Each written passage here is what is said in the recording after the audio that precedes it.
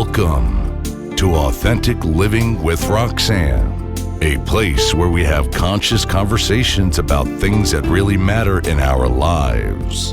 And now here's your host, Roxanne Derhaj.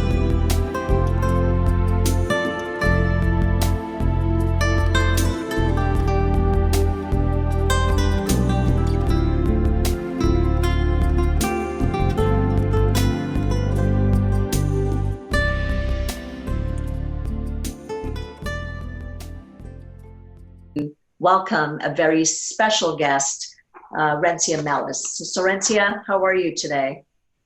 I'm good. Thank you so much, Roxanne. How are you?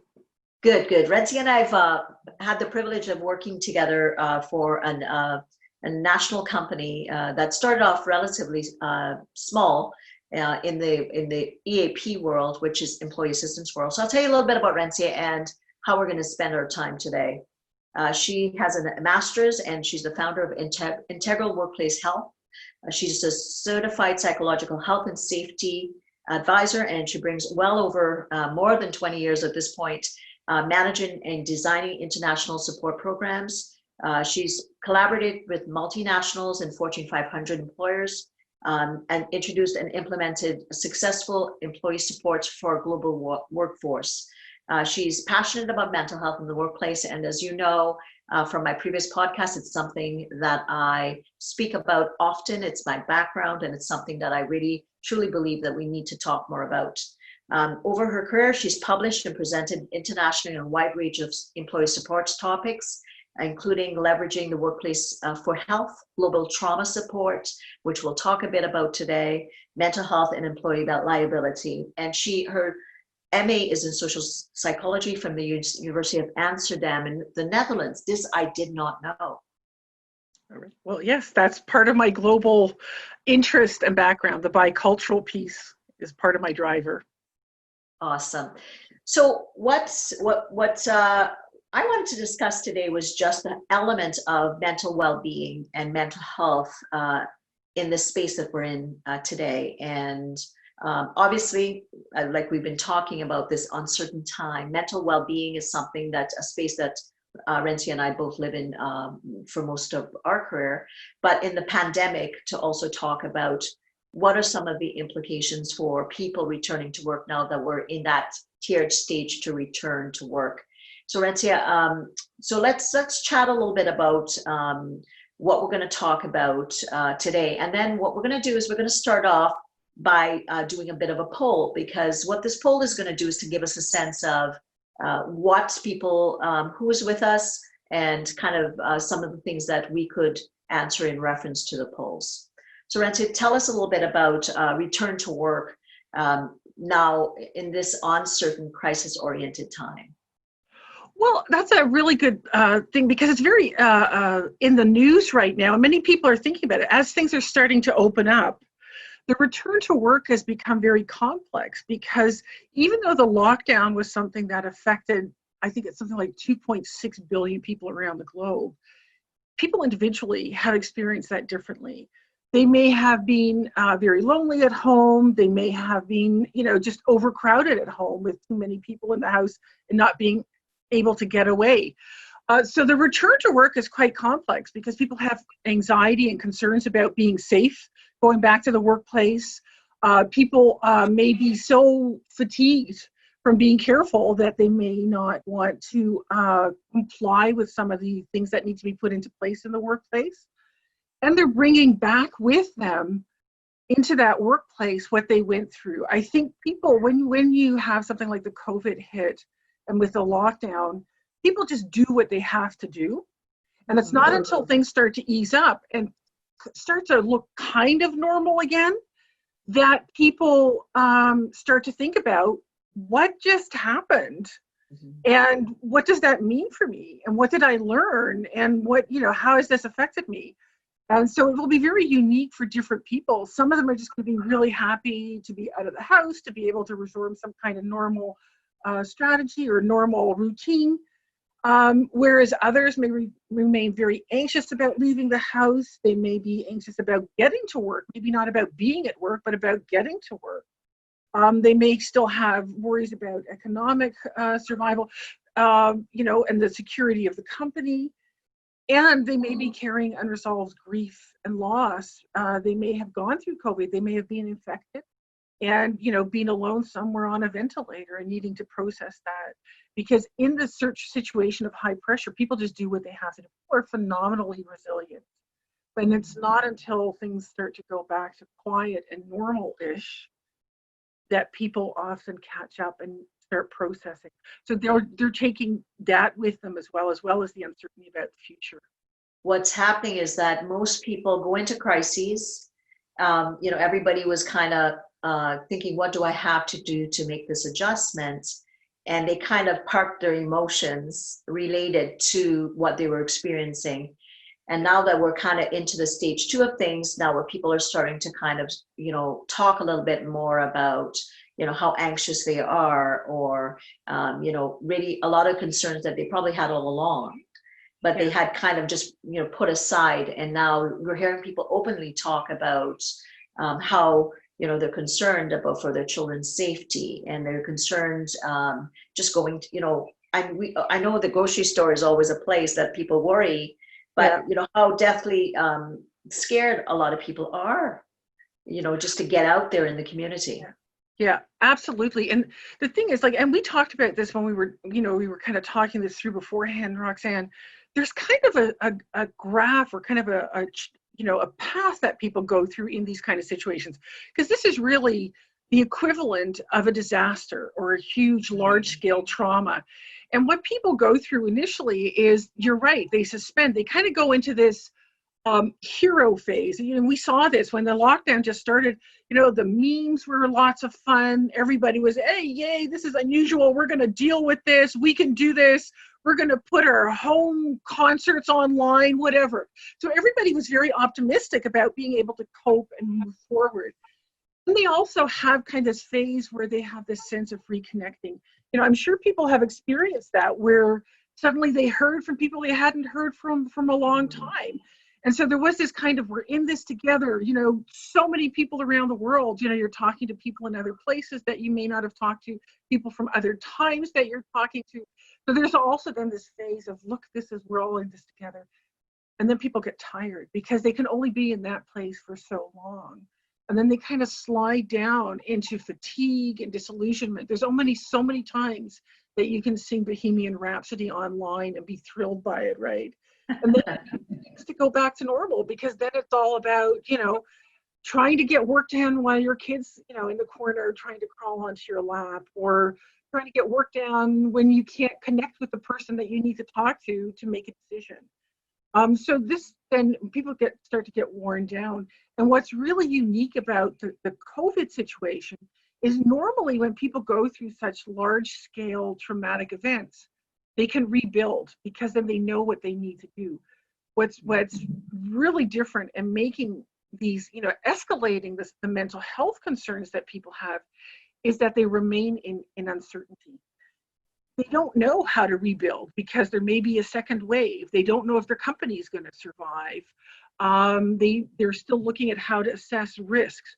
So all those things in terms of rebuilding the new normal, even that is something that may not last. And that also kind of affects people's resilience to be able to keep moving forward optimistically. Uncertainty, I would say, is what we want to get into a little bit. So I'm going to ask you now, for everybody that's tuned in, thank you again for coming on, but we have a poll that we're going to put up right now. If you take a couple of seconds just to answer this, what this will allow Rensia and I to do is to understand who's with us and how we could potentially know what some of the concerns are. So Patricia, if you can do that poll, that'd be fantastic.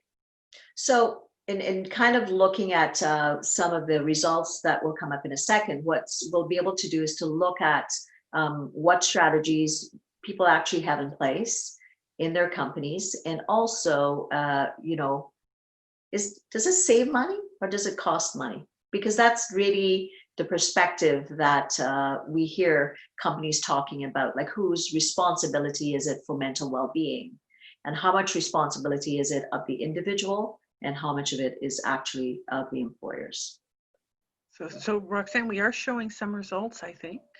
Okay, and so I'm not seeing the results just yet. Can you see them, Rensia? Yes, I'm seeing that. Do you have a mental health strategy in place for return to work? Of the people online, 100% are saying no, they do not. And what I do say, and this is very encouraging, investing in mental health is seen as a cost saver, not as a cost center. So that's really great. So that's fantastic. So people are actually, so what we're saying is they know they need to do it. However, they don't have it, which is quite fascinating. I actually thought we'd probably see like a 50-50 of people actually having a strategy. Now, is that what you see globally with companies? Well, there's two things to that. There's traditionally people have what they call a mental health strategy, which is basically a strategy that allows people to go fix themselves. So they will have some form of benefit where people can have access to psychotherapy, or where they have, for instance, EAP available for people. And so that's a strategy that is all about, okay, well, you're stressed out, go fix yourself.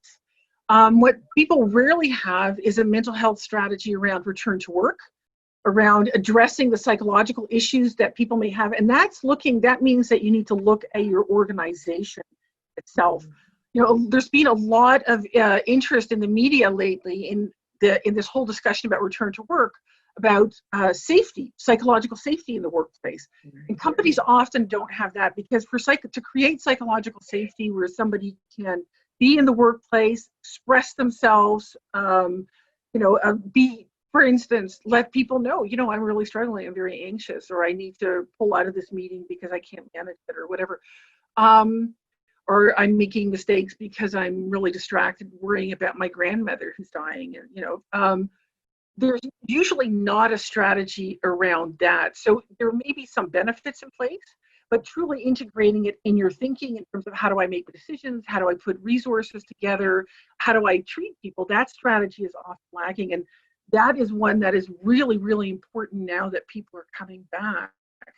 And one of the main reasons why people are having difficulty and often refusing to come back to work has to do with not the physical, but the anxiety, the depression, and the things that the psychological factors of returning to work.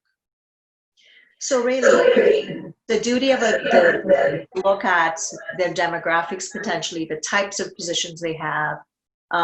Let's assume that everybody's coming back with a certain level of anxiety, because you have to have some anxiety when there's uncertainty. And if there's a rare few that don't, that's interesting. But we know that generally, as human beings, we need certainty, right? We need to kind of have a sense that we can gauge where things are going to go. And we know that that's not going to be the case going back to work. So what we're being told is that most people don't have a mental health strategy. No. Why do you think that is? Because psychological safety is a standard here across Canada. It's something that employers obviously need to be aware of and implement. Well, why would you think that most companies don't have a mental health strategy? I think there's a number of different things that contribute to why people don't do that. And people often think that the mental health strategy means providing for people that have been diagnosed with mental illness. So often that is one of the reasons that they think they have it. They often don't realize, because you mentioned the standard. Canada is really a world leader with the National Standard for Psychological Health and Safety in the Workplace. And that's also being used as a template by the ILO for their global standard that they're developing for psychological health and safety in the workplace. What is a new way of thinking is thinking about mental health in terms of what is the responsibility of the employer. My responsibility is more than just making sure that the employee can go fix themselves. And that's a whole shift in thinking in terms of looking at what am I doing in the workplace that's affecting people? Am I the one because of the way that I treat people, because of the way that we distribute work? And so people are often very anxious about that, because that seems to be like a really huge undertaking. It doesn't have to be, but it means that organizations and the individuals, the leaders, need to have some level of self-awareness around what's going on with themselves, what examples they're setting, and what that means for the people cascading down the line. And that can be very difficult for people. I think that is one of the main reasons that people don't implement like a wider psychological health and safety or mental health strategy. Because really, leadership needs to be a role model. They need to role model, whether it's as basic as wearing a mask, to social distancing or some of the physical stuff, but also psychological safety, to your point. If I'm anxious and I'm not able to articulate that to, say, my staff, who knows I'm anxious and could tell that I'm, because they get to, obviously we work with people, we get to know them. But if I'm acting like nothing's wrong, but all my energy coming off me shows that I'm anxious, and I'm maybe a little bit more quick to decision without looking at different perspectives, Absolutely. Then how does that impact the people around me? Because obviously they're feeling anxious, they're reading my energy, and what state does that put the teams into, and then in turn the organization? And ultimately, the concept that I've heard a lot is that they really don't care. I don't think they don't care. Nobody purposely goes out and says, I don't care. Mm-hmm. I think they really do, but I think there's a lot of anxiety. I used to do a lot of manager consultations as well, right? And supporting, and I still do manager consultations. One of the biggest things there is the personal anxiety of people, because this is really your thing, Roxanne, talking about being authentic, talking about being transparent, and those parts of that is true leadership, to be able to do that, to have humility as a leader. That can be very anxiety provoking for people. There's a lot of pressure for people to perform. And then when we talk about the cost saver, cost center thing, people often are very worried that they're not going to make their numbers if they stop for a second, or if they stop to be authentic, that it's going to give people permission to, slack off because they're not feeling well. And it takes a lot of courage to be authentic and to be transparent. And so that is, I think it's more fear than that people don't care. Absolutely. And I think that's what, maybe when employees are disconnected, that's the perception of their leadership. Because if the leader and their team and their executive team are unaware, and they're filtering that down, not with their unresolved capacity, then the frontline or the middle employees are perceiving it as a lack of caring. But sometimes it's oftentimes not a lack of caring. From you and I being in the employee assistance world for years, what we know is a lot of times, and I did management consultations across my portfolio, east to west coast, and the one thing, without a doubt, and I'm sure you've done that globally too, is that people were often were managers, and they potentially were managers for sometimes upwards of 35, 40 years. And they're calling us to do a management consultation because they don't know how to deal with anything personally related. So when is it, I'm okay with performance management and progressive discipline and, going by the union agreement, all those things. But as soon as it steps into anything personal, then they absolutely kind of cut off, because they go, oh no, I'll send you to a professional. But the standard is showing us that really what we need heightened skills in our leadership, from middle management all the way to the top. Because the more aware if I'm aware of what my blockages are in leadership, if I'm aware of what my leadership story is, so mine is about honesty and integrity and having everybody have a voice. Well, working through that and understanding what are my core values as a leader allows me to step forward. And when I feel out of control or a bit vulnerable, I'm not suggesting that the leader, be so vulnerable that they're not caring for themselves, but they need to be able to show that human element so others can connect with them. Yeah, absolutely. And that works across cultures. It creates trust with employees, and the authenticity binds people, because now the time, it means that you also care for the people around you. But even before COVID, there was research done, because everybody talks about empathy, and you need to have empathy, and you need to have that empathic conversation. And even before that, there was research coming out that the majority of managers are not trained for that. They don't know how to do that. It's a real challenge. And in 2016, PricewaterhouseCoopers, they do an annual global CEO survey, and it's always around different things. And in 2016, one of the biggest concerns that was identified by the global CEOs, and I'm really around the globe, and thousands of people that they talk to, one of their biggest challenge was to find people with the right soft skills. They're having no problem finding somebody who can be agile, IT, or whatever. What they're looking for are people with the right soft skills. And their other concern is in terms of retention and attracting talent. They recognize that they need to meet the need from employees. There's a new generation of employees that really want to be acknowledged with all their warts and scars and their whole human that they bring to the workplace. They don't walk through the door to the workplace and then suddenly transform into employees. They come in as a human being and they remain human being with all their foibles and whatever else. And they want to be recognized for that, and they want to have space for that. And the global CEOs, they're the top leaders. They're very aware of that, and this is one of their biggest challenges for their businesses to be successful, to find those people and to find a way within their organization to meet that need of these different employees. So let's talk about some steps for anyone listening that wants to develop a mental health strategy. So, okay, I'm going to say that most people have benefits, right? Yeah. They have some psychological benefits. They have an EAP program. Maybe they have an occupational nurse, potentially. Maybe a wellness committee might be a little bit, in developmental. Maybe they have an ad hoc. But what are some basic things that people should start implementing in order to start creating a policy, a mental health policy, and specifically now to return to work? What are some things that people should be considering? Okay, I think the first thing is know thyself. So you need to understand where your employees are. You need to know where you are, and in this, you can do that by having some stakeholder conversations, by looking at your stats, your absenteeism stats, by looking at your maybe a satisfaction survey to understand where things are. And this is particularly relevant. See, these things are already in place with organizations that have a level of mental health awareness and mental health strategy. And I don't think anybody is starting from point zero. Everybody has like the seed there. So it's about looking at what do I have and how can I grow that?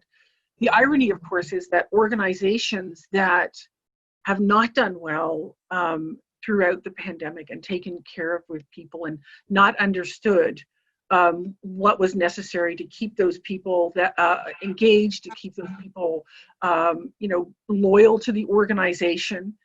Those organizations are the ones that need it most, and that are paradoxically going to have the hardest time establishing a trusted strategy. And so one of the first things I think you need to do is, like I said, know yourself and own it. That's the first thing. If you realize that, we've not done this ideally, if leadership can say, you know what, and we talked about this, Roxanne, as well amongst ourselves, that it's difficult to do, but to understand the value of investing in your employees is one, and then owning and saying, you know what, we didn't do a great job. Don't pretend you did a great job when you know you didn't, and that you've alienated people. Just say, you know what, we didn't. We're learning, we're growing, we want to do it differently. We want to hear from you, or this is what we're going to do differently. And so that is that taking that ownership and that humility is a huge step towards proving that you really mean it and creating some trust with people. And then looking at what's going on in my organization. You can understand some of these things going forward by looking at what are the likely scenarios that have played out with my people. Were they at home? Do I have primarily young people with young families? Well, then you can kind of predict that if they were working from home, they had their kids at home, and that may have been very stressful for them. So these are things that you want to think about, like what may that mean for them going forward? Do you have people that were furloughed? What does that mean in terms of the anxiety that they may have had about their economic security? And you need to be honest with them. So it comes still back to like that honesty. There is no one thing that you can do. It's not like you can open up, a can of psychological health and safety. Really, it starts with knowing yourself and taking ownership of where you want to go and what you've done. And what a good point, right? To implement something and not understand what your employees are needing. It's kind of like you might be addressing some of the needs for some of the people, but when you're looking at, see, you said like town halls or asking the people that are left that had to go to the office. Let's say you had a certain percentage of your population that had to go to work, and I've heard about that. Some people are like, I'm so happy I'm home. And then other people are like, why do they get to stay home and I have to go to work? Yeah. So there's a lot of dissension that was already developing there. And like to your point, and I know in our roles and in my role as an executive for years, when there were disasters, we called in teams. So I want to talk a little bit about that and a bit about the concept of the pandemic and, how is it that we need to start to think about the world of work from that perspective? And I think, Samsa, you were talking a little bit about that, about the crises model and what that mentality has done for us as globally and as a nation. And what are some of the things that employers really have to start to think about? Because we're gonna get through this, but I think we have to almost create different policies now. We will. For future. Well, there are a lot of things. It's opened up a lot of awareness around gaps. For instance, around the refusal to work.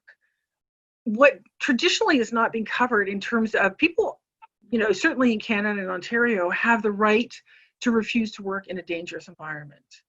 What that doesn't cover is my workplace is clean and we're doing shifts, we're doing everything the way we were supposed to, but I need to get on the subway with a bunch of protesters who refuse to wear a mask. So can I now say, I'm not going to come to work because I have no way of getting safely to the workplace? So there are certainly in policies and mental health policies and return to work policies, there are a lot of formal things that need to be thought out about how are we going to respond to this? How are you going to respond to somebody who is having a hard time coming back to work because they have an underlying condition that puts them at higher risk? So that if they catch it by going out on the subway to get to work, or if they catch it in the workplace, what does that mean? What is the liability for employees or employers if they catch it in the workplace, or if somebody is not following the rules and they're not wiping down the keyboard in between two people using it? So there's a lot of gaps that need to be filled around that in the workplace, and that need to be looked at. And so that's one thing that's happening. And there was something else, Roxanne, and I need to go back to your original question because I kind of got sidetracked on the subway.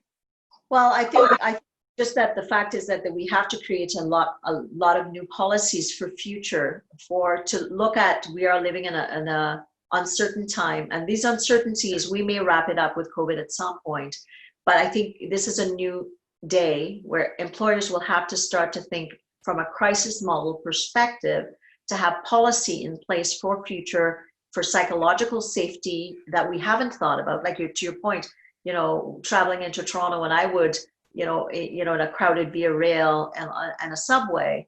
And if I'm concerned, and let's say at that point I was pregnant, and I'm worried about being pregnant on a train, going to work, and something happens to myself or my baby, there's going to be implications. So there's a lot more things for employers to think about, absolutely.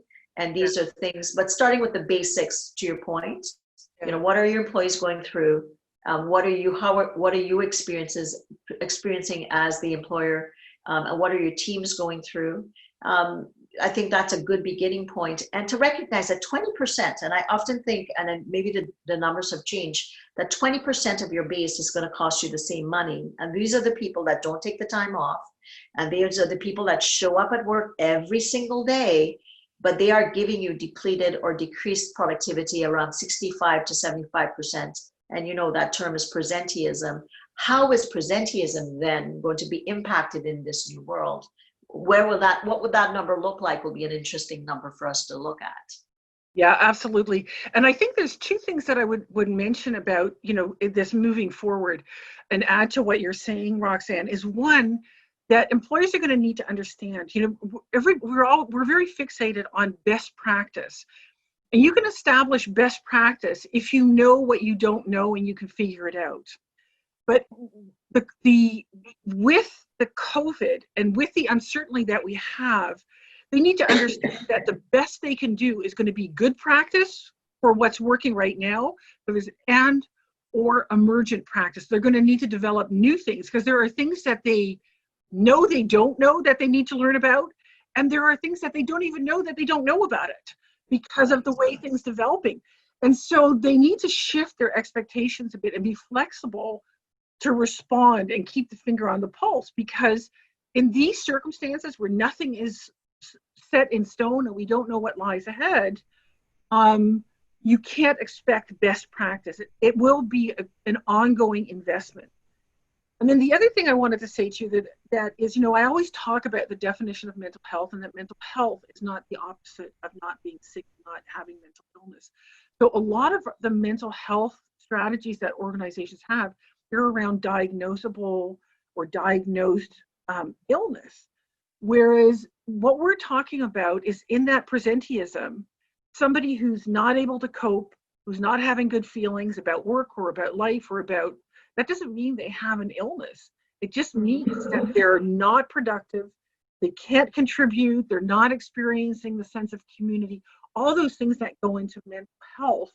They're not functioning well in the world around them, they're not connected to the world around them, and they're not having those positive feelings of well-being that are part of mental health. And you can have that while you're also diagnosed with a mental illness. But you can lack that without actually being diagnosed. And I think that's another shift that people need to take a broader perspective and understanding, certainly with the presenteeism, that there are going to be people, no, they're not diagnosed and they don't have a DSM label. But you know what? They're there, but they don't care. They can't invest. They're fatigued. They're dealing with grief. They're dealing with anxiety, and that can affect, and you need to address that. You need to give them a platform, and you need to make sure that you're not adding to it or escalating it by the way you're doing it in the workplace. So we had a question earlier asked, which was, how is it that an employer will know if their employees are having a tough time? Well, your stats, part of it, people often know about these things just by observing, right? Because people change. So there's on the micro level, people are different than they were before, right? So you can see, when you do manager consultations and managers come in and say, I'm worried about Joe, what do I do? One of the first things you say is, well, what are you seeing? Because Joe, if there's a recurring pattern and Joe have changed, in how they express themselves, maybe they can't regulate their emotions the way they used to, maybe they participate less or more in certain events, maybe they don't show up, they're not punctual. So there's all kinds of signs on a micro level for an individual that make the manager aware that, hey, you know what, this person is not in the right place. They're not functioning the way that we're used to having them participate or speak up or whatever. So that's on a micro level. And I think on a larger level, you really want to be looking at your team spirit. You're looking at outcomes, productivity outcomes. You're looking at disability stats. And you can look at those different things, perhaps complaints. There's all kinds of indicators when things are not going well, because it leads to conflict, it leads to reduced productivity, it leads to absenteeism. And so those are all the kind of things that you can look at as indicators of, is my population working the way they used to? Has something changed? And maybe it's one particular team because they were the ones that had to go in and do the cleaning, and do frontline work, whereas your finance people and your HR are all sitting at home, but you're in a business where you have essential workers that are, in a high risk, high stress situations working. So those are all different ways that you can see it on a more macro level and on a micro level. So just different to look at, to kind of decipher where you're at, what's the pulse of the organization, and what do you have in place, and what are some of the things, like you said, what I often think is, what is it that they don't know that they'll have to implement with time? Yeah. And I think that's going to be the new thing around strategy with health and wellness, is that, employers have to be connected, so connected to themselves and their industry and their employees that they're going to have to develop things, I think, on the fly. So we had one last question, and this has been a fantastic conversation. And I know you and I, we could talk about this probably all day long. But let's say an employer does their due diligence, right? They have, created the physical safety. They've addressed the psychological need for safety and emotional safety. They've put things in place. They've ensures their managers are adept at meeting the needs of what the employee needs to do to return to work safely, and the employee still just refuses. Yeah, that's a very tricky one. There's two things to that. One of them, and this is the one that we already kind of touched on, is the idea that we're really in uncharted water. People, for instance, not wanting to come into work because they can't get to work safely. That's one thing. And so the employer needs to think about how far is my need to accommodate for that person.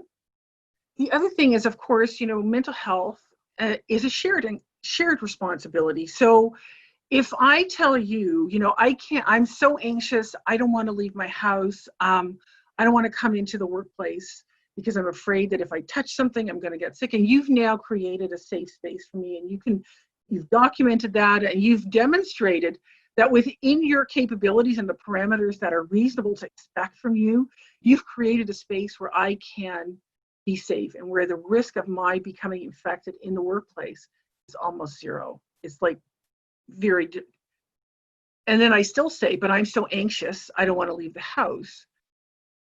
Then the employer does have the right to say, but what are you doing for yourself?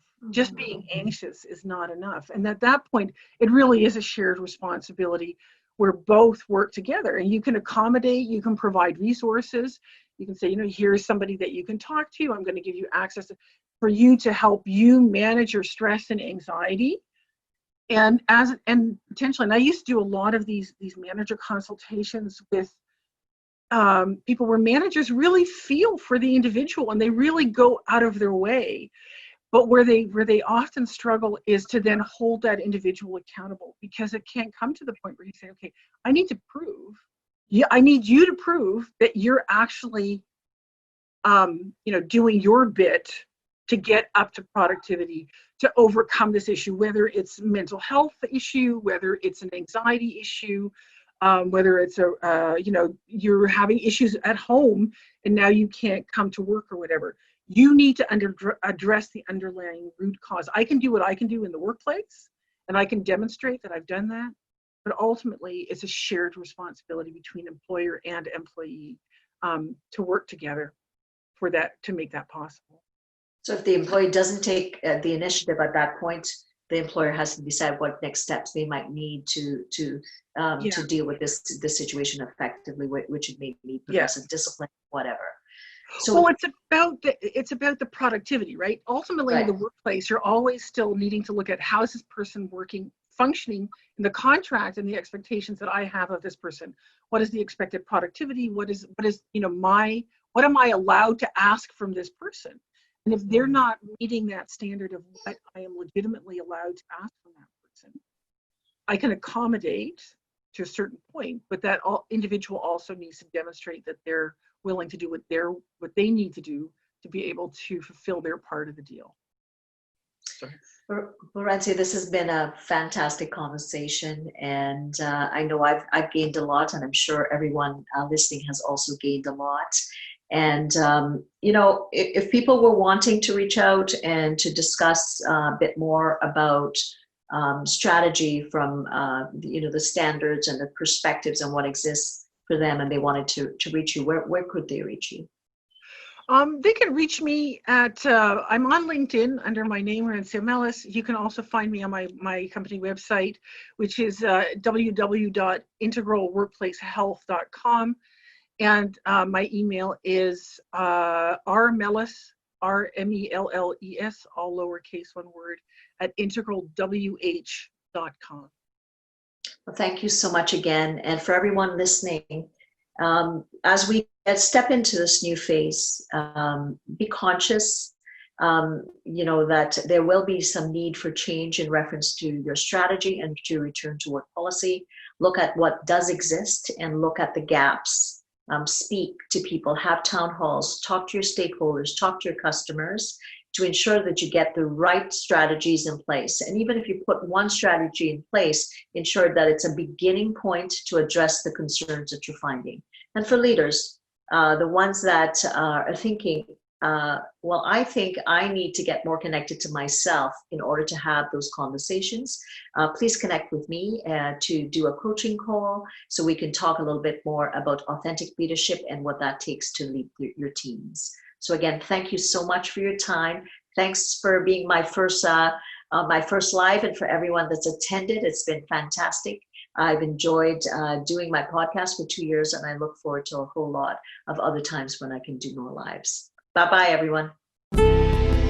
Welcome to Authentic Living with Roxanne, a place where we have conscious conversations about things that really matter in our lives. And now here's your host, Roxanne Derhaj.